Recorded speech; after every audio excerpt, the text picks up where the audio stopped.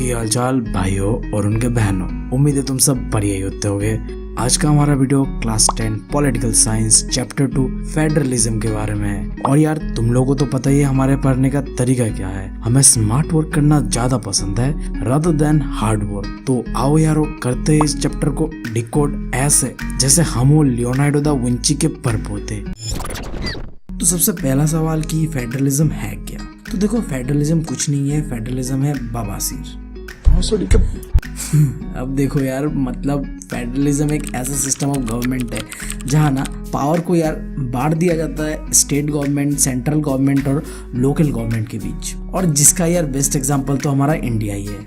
अब इसमें हमें कोई प्रॉब्लम नहीं है, हमें प्रॉब्लम है फीचर्स क्या है फेडरलिज्म का वहाँ। तो देखो फेडरलिज्म के अंदर में 2 या 2 से ज़्यादा लेवल ऑफ गवर्नमेंट होता है, जैसे कि इंडिया में भी है सेंट्रल, स्टेट और लोकल गवर्नमेंट। फिर यार फेडरलिज्म के अंदर में गवर्नमेंट्स को अपना काम क्लियरली बांट दिया गया है, जिसे यार अंग्रेजी में कहता है जुरिस्डिक्शन। और देखो यार किस गवर्नमेंट का कौन सा काम है इसे यार हमारे कॉन्स्टिट्यूशन में बांटा हुआ है। तो अगर सेंटर, स्टेट या लोकल बॉडीज में से किसी को भी कॉन्स्टिट्यूशन का कोई नियम पसंद नहीं आता है तो अकेले अपने मर्जी से तो चेंज नहीं कर सकता।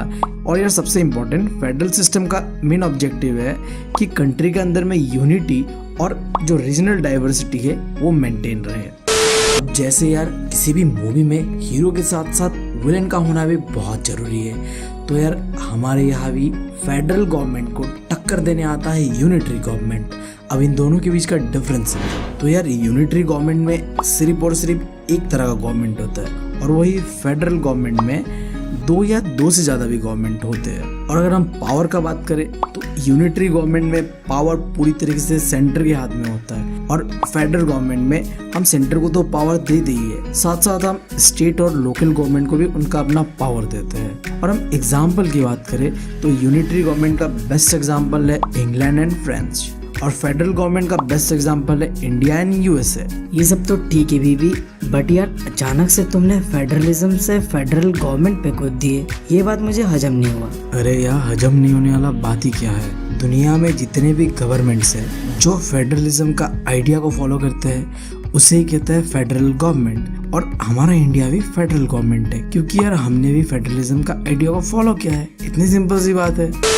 खैर यार ये सब छोड़ो, अब हम बढ़ते हैं टाइप ऑफ फेडरलिज्म के ऊपर। तो देखो फेडरलिज्म 2 तरीके का होता है, एक होता है कमिंग टुगेदर फेडरलिज्म और दूसरा होता है होल्डिंग टुगेदर फेडरलिज्म। अब समझते हैं इन दोनों के बीच का डिफरेंस। तो कमिंग टुगेदर फेडरलिज्म में छोटे छोटे स्टेट्स मिलके एक बड़ा सा कंट्री बनाता है और होल्डिंग टुगेदर फेडरलिज्म में एक बहुत ही बड़ा सा कंट्री जिसे रूल करना मुश्किल है, उसके लिए हम पावर को बांट देते हैं सेंटर और स्टेट के बीच, जिससे कि यार उसे रूल करना आसान हो। और इसीलिए कमिंग टुगेदर फेडरलिज्म के अंदर में स्टेट्स को बराबर पावर मिलता है और वही होल्डिंग टुगेदर फेडरलिज्म के अंदर में स्टेट्स को किसी में ज़्यादा या किसी में कम पावर मिलता है।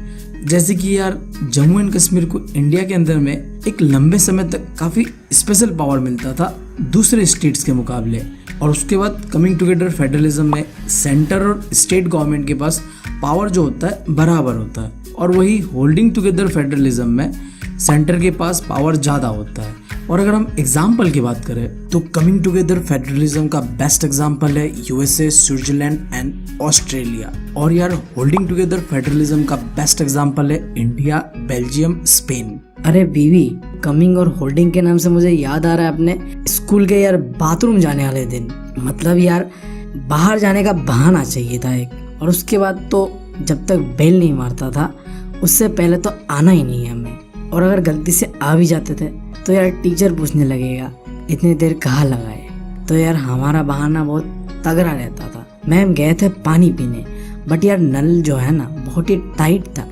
खुल ही नहीं रहा था। क्या करें यार, इसीलिए समय लग गया। अब इन सब के बाद एक सवाल उठता है कि क्या हमारा जो प्यारा देश है भारत वो एक फेडरल कंट्री है या नहीं। तो इसका एक बहुत ही सिंपल सा जवाब है हाँ, हमारा कंट्री फॉलो करता है फेडरलिज्म का आइडिया को। जानते हैं कैसे। देखो हमारे कंट्री के अंदर में 3 लेवल ऑफ गवर्नमेंट्स है, सेंट्रल गवर्नमेंट, स्टेट गवर्नमेंट और लोकल गवर्नमेंट। और फिर हमारे कॉन्स्टिट्यूशन ने जितने भी गवर्नमेंट्स है उन्हें उनका काम क्लियरली बांटा हुआ है, जिन्हें यार मैंने तुम लोगों को बताया था अंग्रेजी में कहते हैं जुरिस्डिक्शन। फिर यार हमारा इंडिया ना होल्डिंग टुगेदर फेडरलिज्म है। इसके कारण सेंटर के पास थोड़ा ज़्यादा पावर है स्टेट गवर्नमेंट से। बट अगर तुम्हें कॉन्स्टिट्यूशन के अंदर में कोई भी चेंजेस करना हो ना, तो तुम्हें सबसे पहले तो राज्यसभा और लोकसभा से 2/3 वोट चाहिए। और इसके साथ साथ इंडिया में जितने भी स्टेट्स हैं उनमें से आधे स्टेट को मनवाना पड़ेगा तुम्हें। तो कहानी का लुब्बे लुब्बास ये है कि कॉन्स्टिट्यूशन को चेंज करना और यार अपने लिए गर्लफ्रेंड बनाना दोनों ही बहुत ही मुश्किल चीज है। और उसके बाद अगर सेंटर और स्टेट के बीच कोई सीन हो गया ना, तो यार इसे देखने के लिए हमारा सुप्रीम कोर्ट है। तो थोड़ी देर पहले मैंने तुम लोगों को बताया कि कॉन्स्टिट्यूशन ने गवर्नमेंट्स को उनका काम बांटा हुआ है। तो अब सवाल उठता है कि कॉन्स्टिट्यूशन ने कैसे बांटा हुआ है। तो देखो, हमारे कॉन्स्टिट्यूशन के अंदर में कुछ ऐसे लिस्ट है जिसके अंदर में सिर्फ सेंट्रल गवर्नमेंट ही काम कर सकता है, कुछ ऐसे लिस्ट है जिसके अंदर में स्टेट गवर्नमेंट काम कर सकते हैं, और कुछ ऐसे भी है जिसके अंदर में दोनों मिल के काम कर सकते हैं। अब वो क्या क्या है देखते हैं। सबसे पहला है यूनियन लिस्ट। अब इसके अंदर में कुछ ऐसी चीजें डाला हुआ है जो कि हमारे पूरे कंट्री के लिए जरूरी है, और इसीलिए यहाँ यार सेंट्रल गवर्नमेंट ही लॉ बना सकता है, क्योंकि सेंट्रल गवर्नमेंट पूरे कंट्री को देखता है, कोई पर्टिकुलर स्टेट को तो देखता नहीं है।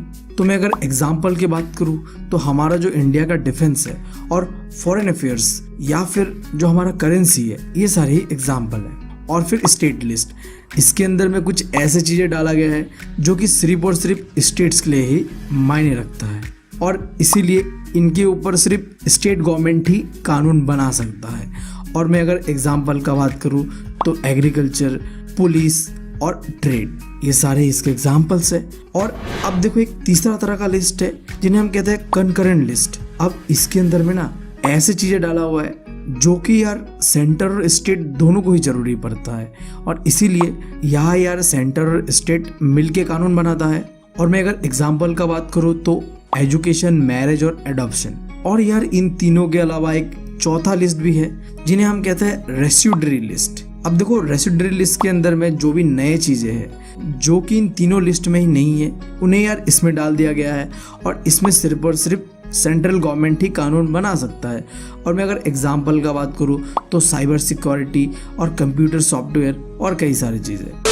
अब यार एक सवाल, फेडरलिज्म इंडिया में किस तरीके से प्रैक्टिस होता है, या फिर क्वेश्चन ऐसा भी आ सकता है, इंडिया के अंदर में क्या क्या चैलेंजेस या प्रॉब्लम्स रहे फेडरलिज्म को लेके, या फिर क्यों फेडरलिज्म इंडिया में इतना सक्सेसफुल हो पाया। सवाल कई तरह के होंगे बट जवाब एक। तो जो पहला प्रॉब्लम हमारे देश के अंदर में आया फेडरलिज्म को लेके, हमने लैंग्वेज के नाम पे स्टेट्स को बनाया, जो कि बहुत ही बड़ा चीज़ था। आज तक हम देखते आए थे कि लैंग्वेज के नाम पे कंट्रीज तो बना था बट स्टेट नहीं बना था, जो कि हमने बनाया। फिर हमारा जो लैंग्वेज पॉलिसी था वो भी बहुत ही यूनिक है। और तीसरा जो प्रॉब्लम आया हमें कि कैसे हम स्टेट और सेंटर का रिलेशनशिप को इम्प्रूव कर सकते थे। और आखिरी, हमने कैसे डिसेंट्रलाइजेशन का आइडिया को इंडिया में इम्पोज किया। अब मेरे बातें तुम्हारे सर के ऊपर से जा रहे होंगे, इसके लिए हमें इन सबको डिटेल में देखना पड़ेगा वन बाय वन। शुरुआत करते हैं कि कैसे हमने लैंग्वेज के नाम पे स्टेट्स बनाया। तो हमारे देश के आज़ाद होने के बाद जो सबसे पहला और सबसे बड़ा चैलेंज हमने फेस किया कि कैसे यार एक लैंग्वेज के नाम पे स्टेट्स बनाए। लोग काफ़ी डिमांड कर रहे थे कि हमें लैंग्वेज के नाम पे स्टेट चाहिए। तो देश आज़ाद होता है और हम कई सारे पुराने स्टेट्स को चेंज करके नए स्टेट बनाते हैं। और ये चीज़ हमने इसलिए किया ताकि जितने भी लोग एक तरह के लैंग्वेज बोलते थे ना, वो एक ही स्टेट में रहे।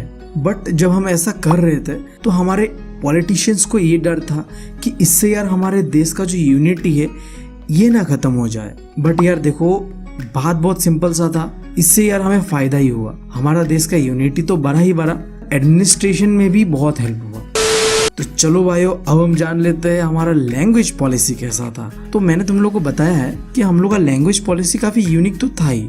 अभी क्यों यूनिक था वो जान लो। तो सबसे पहला चीज़, इंडिया का कोई नेशनल लैंग्वेज तो है नहीं।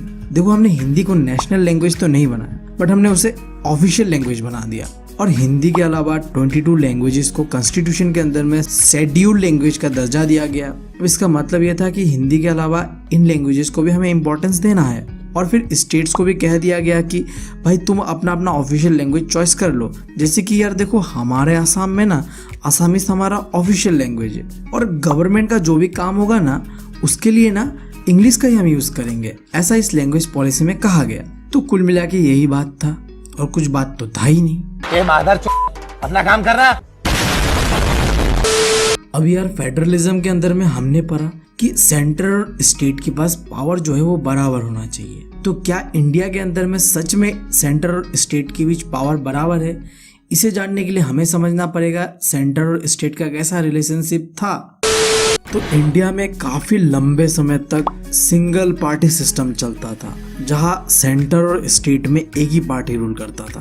अब ये चीज ना स्टेट्स के लिए बुरा था। मान लो कि कोई एक ऐसा स्टेट है जहां में कोई अलग पार्टी रूल कर रहा है, तब यार सेंटर उस स्टेट का पावर को ना दबाने का कोशिश करता था।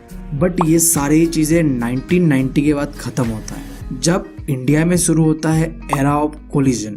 मतलब अब यार कोई ऐसा सिंगल पार्टी नहीं है जो गवर्नमेंट बना सके पूरे इंडिया के अंदर में। अब यार छोटे छोटे जो पार्टीज है उनका इम्पोर्टेंस बढ़ता है।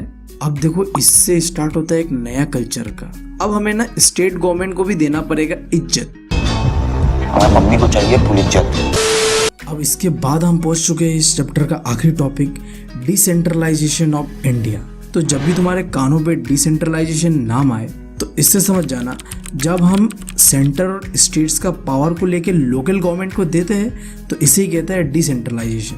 तो देखो लंबे समय तक इंडिया के अंदर में बस हमने बातें ही कि हमें डिसेंट्रलाइजेशन करना है, ऐसा करना है, वैसा करना है, बट हमने करा कुछ भी नहीं।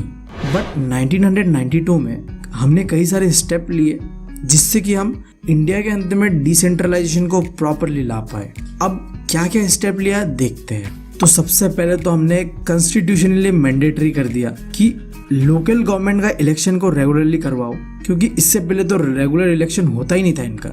फिर हमने लोकल गवर्नमेंट्स में SC, ST और OBCs के लिए सीट को रिजर्व किया, और इसके साथ ही साथ 1/3 सीट्स हमने वुमेन्स के लिए रिजर्व करवा दिया। और हमने एक इंडिपेंडेंट स्टेट इलेक्शन कमीशन बनाया जिसका काम था इलेक्शन करवाना पंचायत और म्युनिसिपैलिटीज के बीच। और सबसे इम्पोर्टेंट बात, अब यार स्टेट गवर्नमेंट को ना पावर और पैसा दोनों ही लोकल गवर्नमेंट के साथ बांटना पड़ेगा। अब ये सारे स्टेप्स के बाद इंडिया में डिसेंट्रलाइजेशन काफ़ी अच्छे से हुआ। तो इतना तो अब तुम समझ ही गए हो कि अगर तुम्हें प्रमोट करना है डिसेंट्रलाइजेशन तो तुम्हें ध्यान देना पड़ेगा लोकल गवर्नमेंट्स के ऊपर। पर क्या तुम लोगों को पता है कि इंडिया के अंदर में लोकल गवर्नमेंट कितने तरह के होते हैं? मुझे पक्का पता है, तुम लोगों को नहीं पता होगा। कोई बात नहीं यार, हम किस लिए बैठे हैं यहाँ पे। तो इंडिया के अंदर में लोकल गवर्नमेंट होता है दो तरीके का। एक होता है रूरल लोकल गवर्नमेंट और दूसरा होता है अर्बन लोकल गवर्नमेंट। और रूरल लोकल गवर्नमेंट जो होता है ये होता है गाँवों के लिए, और अर्बन लोकल गवर्नमेंट होता है शहरों के लिए। रूरल लोकल गवर्नमेंट को कहा जाता है पंचायती राज और अर्बन लोकल गवर्नमेंट को कहते हैं म्युनिसिपैलिटीज। ये तो एक छोटा सा डिफरेंस था।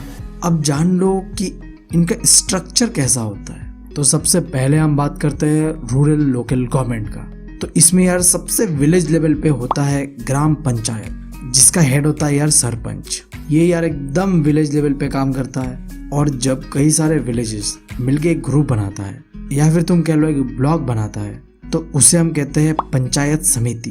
और एक डिस्ट्रिक्ट के अंदर में कई सारे पंचायत समिति मिलके बनता है जिला परिषद। तो ये था स्ट्रक्चर रूरल लोकल गवर्नमेंट का। फिर हम बात करते हैं कैसा स्ट्रक्चर है अर्बन लोकल गवर्नमेंट का। तो अर्बन लोकल गवर्नमेंट में सबसे बड़ा तो होता है म्युनिसिपल कॉरपोरेशन। ये होता है बड़े बड़े शहरों के लिए, जैसे कि यार चेन्नई, कलकत्ता, मुंबई, समझ रहे हो, ऐसे बड़े बड़े शहरों के लिए होता है म्युनिसिपल कॉरपोरेशन। और जो छोटे मोटे टाउन्स होता है उनके लिए तो बस म्युनिसिपैलिटी ही काफी होता है। और इसका जो हेड है ना उसे हम मेयर कहते हैं। और तुम्हारे किताब में तो ये नहीं दिया हुआ है, बट ये बस एक जनरल नॉलेज के लिए है कि इन दोनों के अलावा भी एक तीसरा होता है, वो है नगर पंचायत। अब ये ना ही टाउन है और ना ही विलेज है, इन दोनों के बीच में है ये, इसीलिए हम इसे कहते हैं नगर पंचायत।